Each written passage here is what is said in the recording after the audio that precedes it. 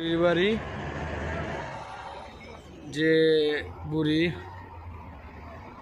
হযরত মুহাম্মদ সাল্লাল্লাহু আলাইহি ওয়াসাল্লামের পথে কাঁটা দিত, আর হযরত মুহাম্মদ সাল্লাল্লাহু আলাইহি ওয়াসাল্লাম যে মসজিদে নামাজ পড়তো, আর ওনাকে মারার জন্য এই পাথরটা,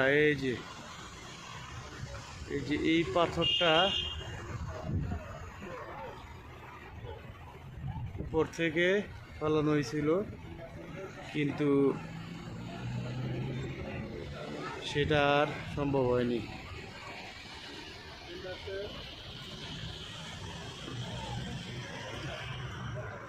আর